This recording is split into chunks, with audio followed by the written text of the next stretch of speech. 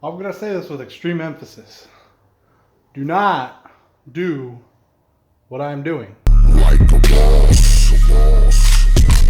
What's up, everybody? I'm back in the garage, ready to get some work done. But here's the thing.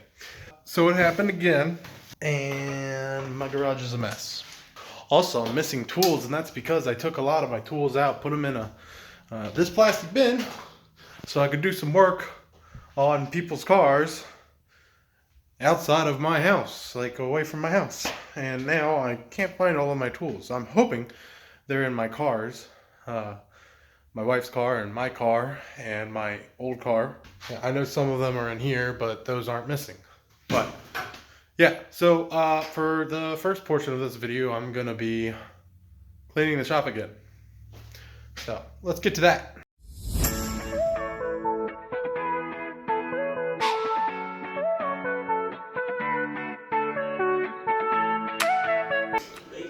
These are old head bolts to my Camry. I didn't lose any of these, which are snap-on swivel sockets. They're very expensive. If I had to guess, I think I paid $150 for them, for this set. Maybe it was $100, but yeah, they're very expensive, and I honestly was very concerned that I lost them because they're expensive. I'm glad I didn't lose those. Now, I have everything that was, well, just about everything that was in that bin right there in the top of my toolbox. That's not all of my tools. Still have more tools in the trunk of my Camry, and then I might have tools in my Corolla. The Corolla is a mess right now, so I don't know. I gotta clean it out and figure it out. I'm gonna start working on putting all these tools back in the box. So here we go.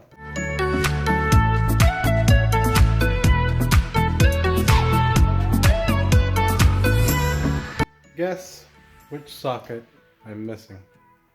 It's a deep socket, 1/4 inch. Guess which one it is. Anyone that's a car person will know which socket I'm talking about. Yes, I'm missing the 10mm. And that's the only one I'm missing. So, alright. Back to the rest of the tools.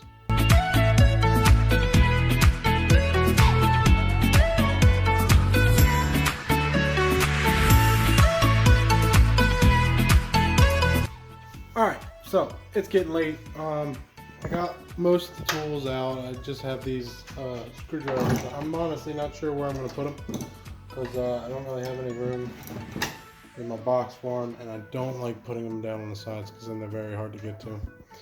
So it's getting late. I'm going to call it for the night. Got most of my tools put away. I'm not missing quite as much as I thought I was, but I'm still missing tools. Hopefully I can find them all. But yeah, I'll see you tomorrow. I present to you, man. Alright,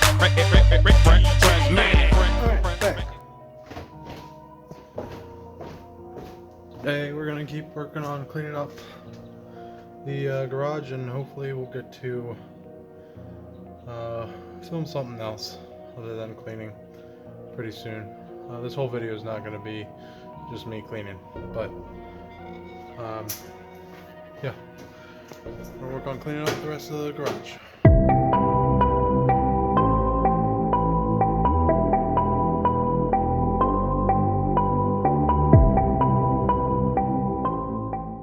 Alright, that was a good little test run. I definitely did not just try to do an entire talking part and not press record.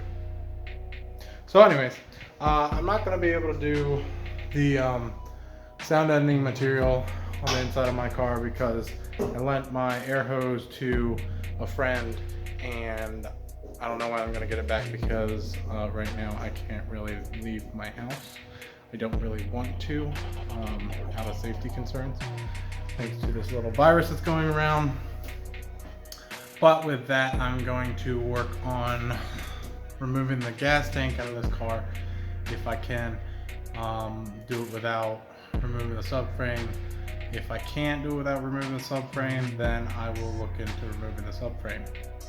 we'll see how difficult that is. I might have to just end up taking out the drive shaft and the differential and take apart the subframe a little bit without taking it out. I don't know.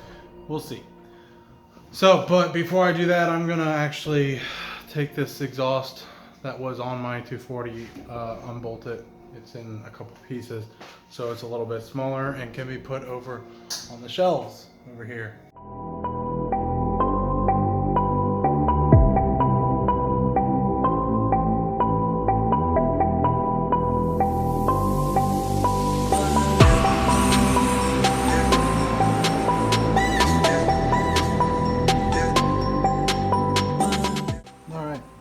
Flattering angle. I'm underneath the car now. Looks like I'm going to have to remove the subframe to remove the gas tank, because the gas tank sits right here, but then it goes up and above the subframe. There's the differential. With that, I have a couple problems because I put my jack stands in possibly not the best spots. Let's go look at that. I put the jack stand right here because I knew this would be a stronger spot. Because on this side it's not bad, but on this side you can't really see it. It's kind of crushed in the proper jacking point. But now with that being said, I need to jack this up slightly and then move this to here. Same on this side, so that I can take off these brackets, and then I can take off, then I'll be able to get to these bolts. Well, I'll probably take these brackets off and then these nuts off, and then put these nuts back on after I take the brackets off. That way the subframe is still holding in place, and in the meantime I'll take off this bracket, the drive shaft, I'll take that out, I'll take the differential out. And then from that point, I think I'm gonna work on dropping the entire subframe. That's gonna be fun. So, let's get to it.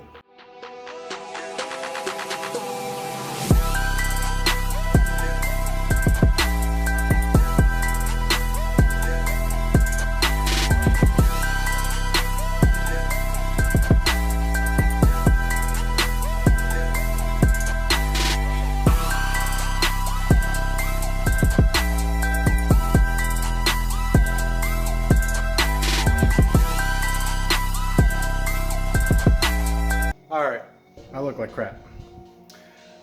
I'm getting ready to take the subframe out. It was a pain in the butt to get the bolts that are holding it up loosened.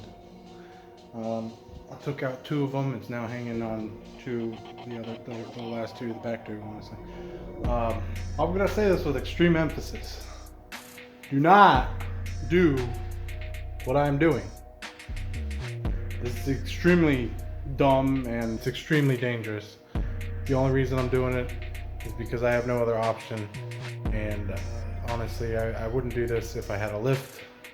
If I could have taken this car and left it at my friend's garage, I would have done that, but I'm doing all this in my garage and I don't have a lift. If I had a lift, I would not be doing this. Anyways, let's drop the rear subframe.